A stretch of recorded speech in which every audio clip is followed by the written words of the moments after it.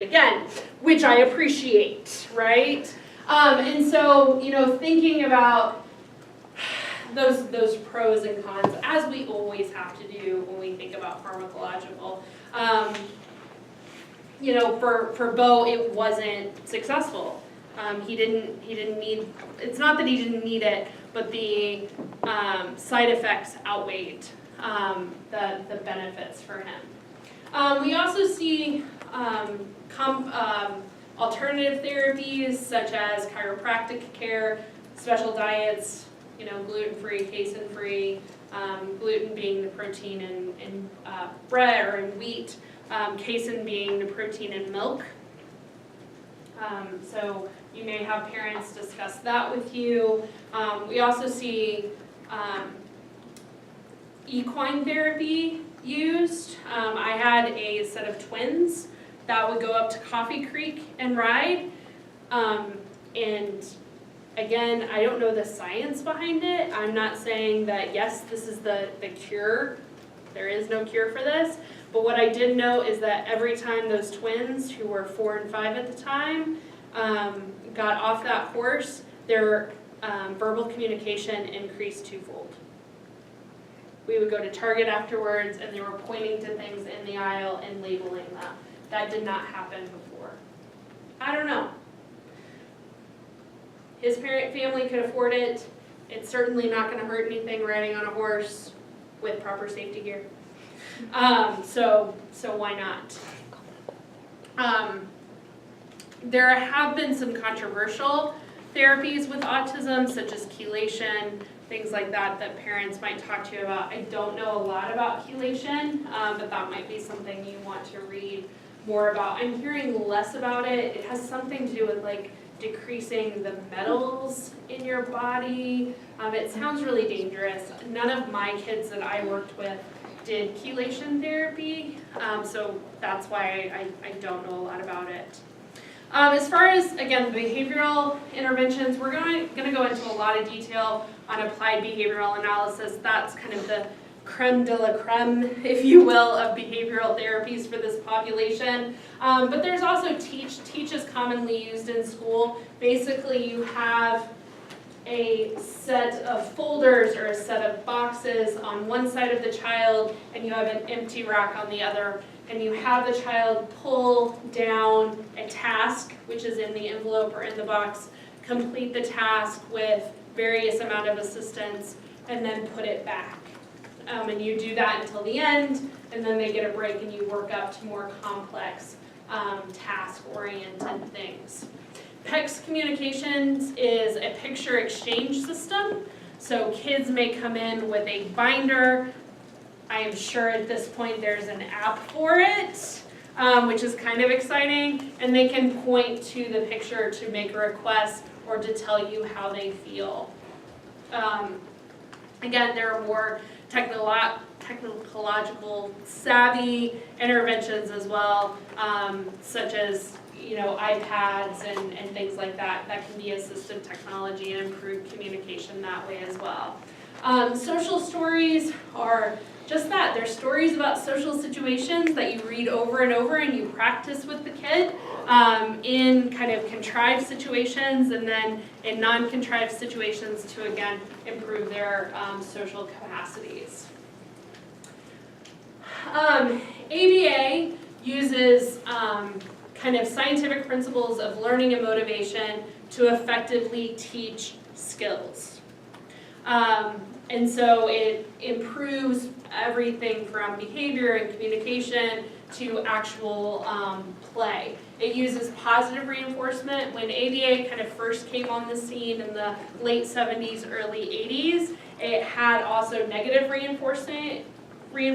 So when kids got things wrong, they were punished, they were spanked. That has since been moved out of the model, and it's all based on positive reinforcement. It is tailored toward the individual child and where they're at. So when I was trained, and I would like to kind of make a disclaimer that when I was trained, it was before ABA certification happened. And so the family that trained me hired a consulting firm out of Florida They came up, they trained me in how to do ABA, but technically I am not an ABA certified therapist. I know the general principles, I did it for several years, but I never got certification. So I just want to make that clear that I'm not false representing myself. So basically this firm came in and they evaluated the kid, not for a diagnosis, we already knew that he was on the spectrum, but they basically evaluated his skill level.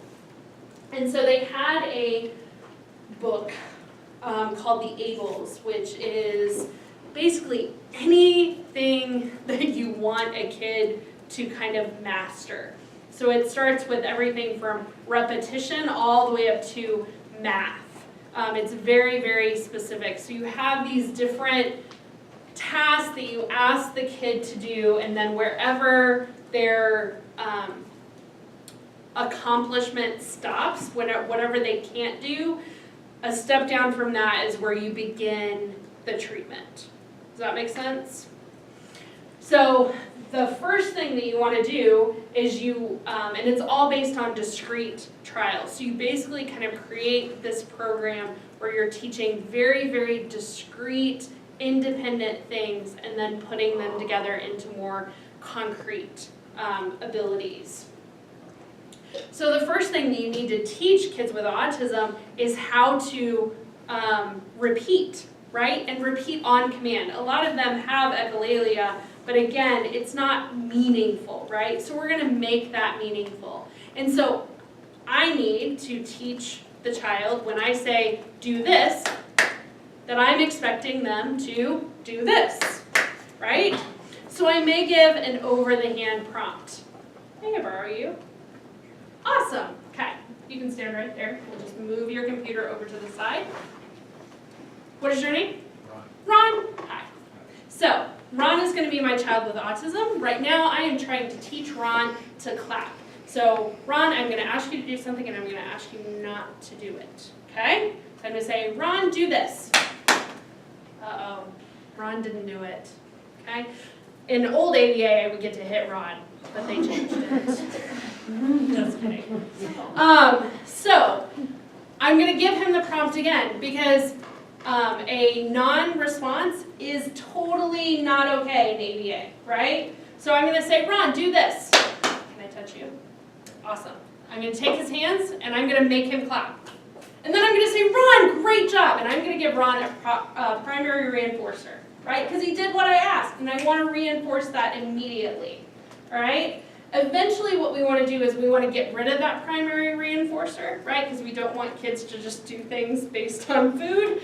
But that's how we get the ball rolling. So now when I ask Ron to do something, do this, he's going to do it, and I'm going to say, Ron, great job, and I'm going to give him the primary reinforcer. Great job, Ron. Fantastic.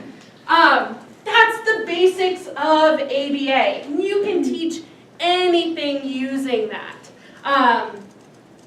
When you think about reinforcers, you're thinking about that thing that kid really, really, really, really, really wants, right? And the only time you give it to him is when he is successful at a task. So one of the more popular things, because they're gluten-free and they're relatively small, are Skittles. I now hate Skittles. But I can tell you, I can cut a Skittle up into 8 different pieces. Because I want to get the biggest bang for my buck out of that Skittle. It's a talent, it's going on my CV. So every time that they're successful, even if I have to do hand over hand, I want to reinforce that. And again, you're going to teach, in the beginning, just kind of physical actions such as clapping hands, patting legs. Then you're going to step up to 2-step instructions. Have them do it. You can do matching. So if you're trying to teach vocabulary and speech, having them match objects to objects, pictures to pictures, pictures to objects, objects to pictures, and so on and so forth. Some kids are more able to generalize than others. And so depending on where that child is in their skill level, that's kind of where you're going to start. You may have to go through 50 different things before they get, oh, when she says do this, I'm just supposed to do whatever she does, right? ABA, one of the reasons why it's kind of the creme de la creme of treatment and interventions is because there's so much research behind it. You're tracking and tallying each discrete trial that you're doing. You're looking at how they're progressing, how many prompts you used, when you were able to extinguish that prompt, when you were able to extinguish the primary reinforcer versus the secondary reinforcer, lots and lots of data. So I'll show you this clip of ABA in action. So you can get a little more exposure to what it looks like.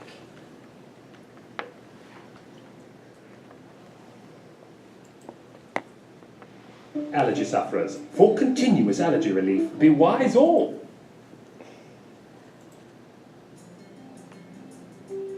The first video in the series will provide you with an overview of one of the basic tools used in intensive behavioral interventions, the discrete trial. The discrete trial is made up of several distinct components. Nice sitting, good girl. It begins with the SD, or discriminative stimulus. Do this. This is the instruction given by the therapist to the child. Next, the therapist either waits for the child to respond or provides some help in the form of a prompt if needed. Finally, once the child has responded, the child is given reinforcement, a reward for a correct response or a correction for an incorrect response. Let's try it again. Do this. Oh, right, good trying. I like how hard you're working. You have just witnessed one discrete trial. After a brief pause, the therapist then begins another complete discrete trial. A discrete trial is made up of the following three components: an SD in the form of an instruction by the therapist to the child, a response from the child or a prompt from the therapist, and finally, reinforcement or correction if necessary from the therapist. Let's now examine each of these three components in detail, starting with the SD. Though generally an oral instruction, an SD can also be nonverbal, such as a picture, a toy like Mr. Potato Head placed on a table, or the sight of a swing. You are super. A good SD must follow several guidelines in order to be effective. First, all SDs should be clear and consistent. They should be free of extraneous information. And finally, they should be delivered in a voice slightly louder than a normal speaking tone. Now we will demonstrate what a good SD looks and sounds like. Do this. Way to go! Wonderful! Touch half. Oh, wow! Oh, that sounds so... So you guys kind of get the idea. Any questions or comments about what that looks like?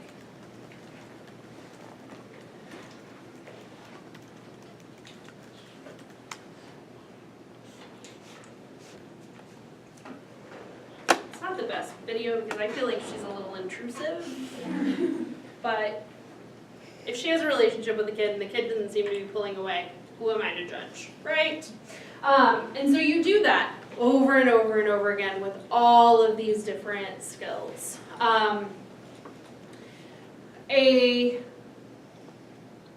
The best ABA program and what, if you ask the ABA experts, this is the child's full-time job. When I was working with my first kiddo, I was in his home 30 hours a week. 25 to 30 hours a week, and then his mom and grandma were doing about 10 hours each of work. His mom is the only mom that I've known that has been able to do ABA work. Because again, it's really, really hard. You cannot take no response as an answer. So you are constantly having to redirect. I'll be honest, when grandma had sessions, it was more playtime. But grandma and child bonding, I'm not gonna throw a fit about, right? But this has been, like, his mom was one of the only moms that could truly do an ABA program. And again, I mean, he had at least 40 hours a week. He was going out to California for the gut issues. He had speech. I believe at one point he also had OT and PT, but entered kindergarten without a diagnosis. So something they did worked, or a combination of things worked. Bo I was doing probably 10 to 15 hours. He also had a school-based program that was doing ABA and was in a developmental preschool. And so his program looked a little bit different. Currently, Medicaid, I believe, does not pay for applied behavioral analysis. Some insurances are starting to, and I think it's really only a matter of time before it becomes more prevalent, because they have the research to show that it does work, and it can aid in helping these kids gain some skills.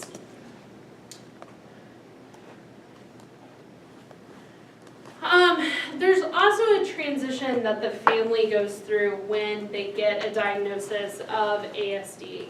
It's a really hard thing to accept. Again, a lot of times you can't see ASD on a kid's face. And so it's really hard to explain to other family members or friends or neighbors that your kid is delayed, because they don't look delayed.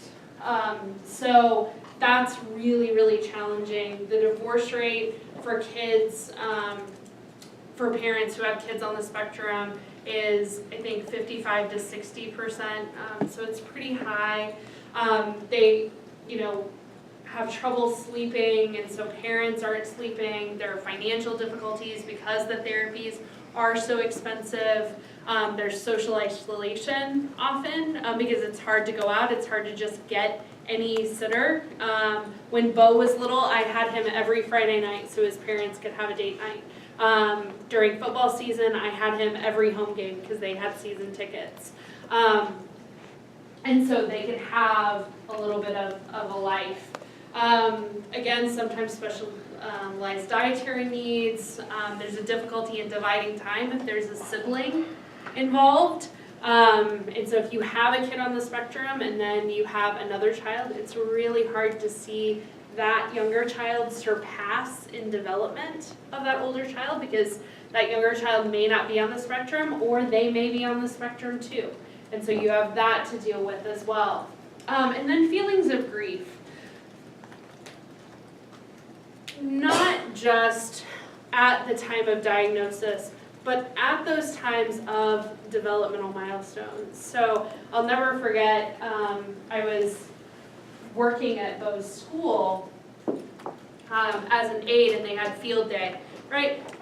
Quote unquote, all kids love field day, right? It's meant to run around, they have games, you're not studying, it's a fun time for everyone, except for kids on the spectrum. Right? Because their routine is completely out of whack. And remember, play is work for them. So this is a completely different thing, and I'm watching Bo just melt down in his classroom because nothing is the same. And his mom is in tears because there are all of these other parents running around having this great time with their kid, and her kid isn't. And her kid is, having a really hard time, and they ended up having to leave early. And that was a period of grief. He, graduated high school not this past May, but the May before. And so, kids usually move out, they go to college. That's not Bo's trajectory.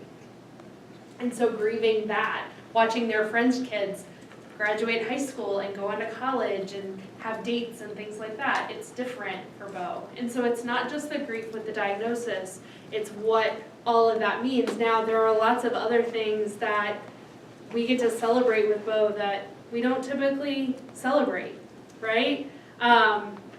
Bo's just kind of an amazing soul, you can't be sad around this kid. Like, he just has this sense of joy about him. I have so many kind of funny stories and about Bo. I won't tell you all of them, but I will tell you a couple. So, you know, you get used to just like having kids in the car, and I would have Bo like every day after school, and especially on Fridays, and we were going somewhere, and I got stuck in traffic, as we sometimes do, right? And somebody cut me off, and I was not a very good teacher, and I dropped the F-bomb. I know. And so we get home, and his dad's already home. So, like, we're in the living room, we're watching CNT, whatever, and, like, the power blinks or whatever, and the TV doesn't come back on, and Bo drops the F-bomb. Right? And I think fast, and I look at his dad, and I go, "What have you been saying on the golf course?" He was like, "I didn't know he was paying attention! I'm so sorry!" And I was like, "Well, you really have to watch what you say. He is listening to everything, and this is unacceptable." And he was like, "I just didn't know." I recently came clean, and he was like, "I knew that wasn't me." I was like, "Yeah, but you probably didn't help." I mean, things like that, right?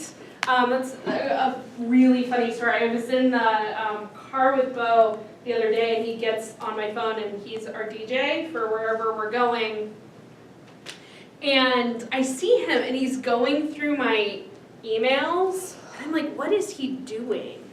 And I'll be honest, I had 20,000 unread emails, but it's like where I get my Kohl's coupons, and like, you know, you have that mailbox that, you know, if you're looking for an Old Navy coupon, you get into it. Otherwise, you just let it collect, right?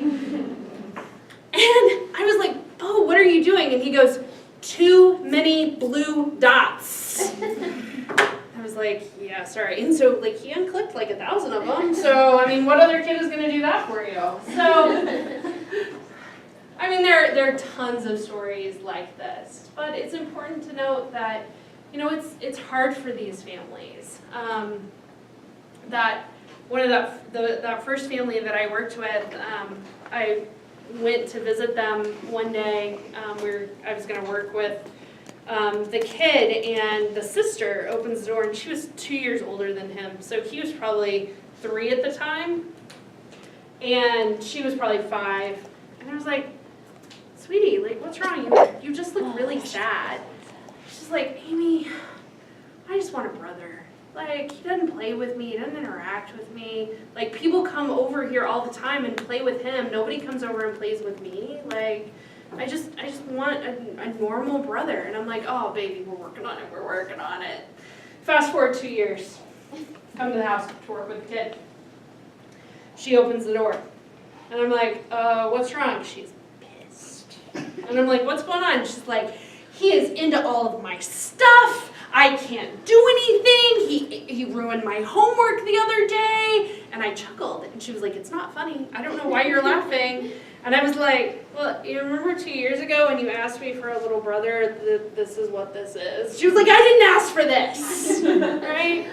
It's all those little things that we see in the families that we're working with. When we work with these families, you know, we want to use first-person language. We don't say autistic child. We say a child with autism. We say a child, you know, with a spectrum disorder. We see a family who's struggling with a spectrum disorder. We use person-first language. Bo is a kid well, he's not a kid anymore, but, you know, but we don't put the diagnosis ahead of the child. In your office, it might be important to have a basket of finger fidgets. You know, those spinner things, they love those. Thinking putty, that's going to make your examination go that much smoother. Just to keep their hands occupied, again, discharging some of that built up anxiety and sensory experience. They're very concrete thinkers, and so it's not good to use metaphors. I was actually working once with I wasn't even working with him, he's my friend's kid. And I went to babysit him one day, and he is ticked at me, and he's throwing things and throwing fits and like having his brother hit me. Like it was a terrible situation. I was like, gosh, what is going on? His mom called me later that night and said, I figured out what was wrong. And I said, what happened? Like, why was he so mad at me? She's like, well, when I told him what was going to happen, I said, yeah, Amy's going to come over. She's kicking mom and dad out of the house, and she's going to play with you. He thought I literally kicked his mother and father and was physically aggressive towards them, and so he was going to kick my butt in retaliation, right? Kids are concrete, but especially kids that are on the spectrum. So we need to be careful with the words that we use.